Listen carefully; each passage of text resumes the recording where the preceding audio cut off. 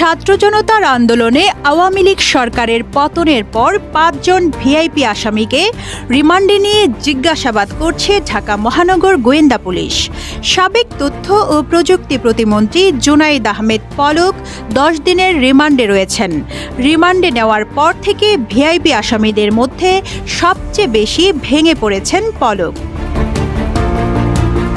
২০০৮ সালে নাটোরের সিংড়া উপজেলা থেকে জুনাইদ আহমেদ পলক প্রথমবার আওয়ামী লীগের সংসদ সদস্য নির্বাচিত হন।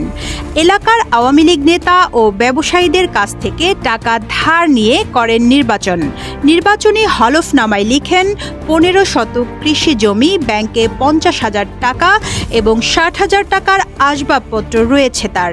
এরপর তথ্য প্রযুক্তি প্রতিমন্ত্রী হয়ে আলাদিনের চেরাগ পেয়ে যান পলক। প্রধানমন্ত্রী শেখ হাসিনার ছেলে সজীব ওয়াজেদ জয় ছিলেন প্রধানমন্ত্রীর তথ্য ও প্রযুক্তি উপদেষ্টা, তাই জয়ের সঙ্গে খুব ঘনিষ্ঠ হওয়ার সুযোগ পান পলক। সেই সুযোগ কাজে লাগিয়ে হয়ে ওঠেন স্বেচ্ছাচারী। গত ৫ আগস্ট শেখ হাসিনা সরকারের পতনের পর আত্মগোপনে চলে যান জুনাইদ আহমেদ পলক। গত বুধবার রাতে তাকে গ্রেপ্তার করে পুলিশ। ঢাকা মেট্রোপলিটন পুলিশের খিলক্ষেত থানার নিকুঞ্জ আবাসিক এলাকা থেকে আত্মগোপনে থাকা অবস্থায় তাকে গ্রেপ্তার করা হয়। ছাত্র জনতার আন্দোলনে আওয়ামী লীগ সরকারের পতনের পর ৫ জন ভিআইপি আসামিকে রিমান্ডে নিয়ে জিজ্ঞাসাবাদ করছে ঢাকা মহানগর গোয়েন্দা পুলিশ। রাজধানীর নিউ মার্কেট ও পল্টন থানার পৃথক দুটি হত্যা মামলায় তাদের গ্রেপ্তারের পর রিমান্ডে নেওয়া হয়। এর মধ্যে পলককে ১০ দিনের রিমান্ডে নেওয়া হয়েছে। ঢাকা মেট্রোপলিটন পুলিশ সূত্র জানায়, মামলাগুলো এখনও থানা পুলিশের কাছেই তদন্তাধীন।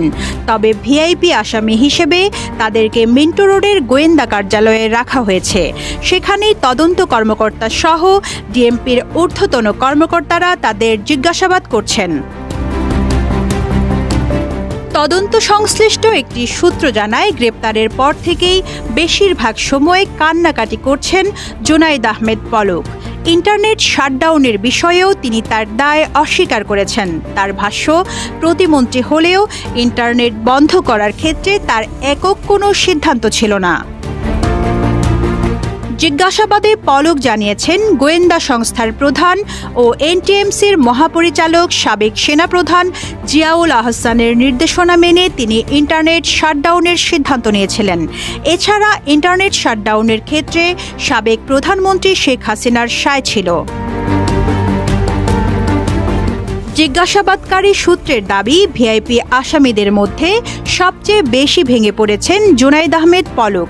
এত দ্রুত সরকারের পতন হতে পারে তা তিনি কল্পনাও করতে পারেননি।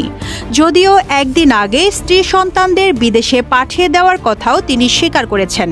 পলকের ভাষ্য, চাইলে তিনিও দেশ ছেড়ে পালাতে পারতেন, তবে শেখ হাসিনার সঙ্গে বেইমানি করা হবে বলে পালাননি জুনাইদ আহমেদ পলক। রিজওয়ানা রিন।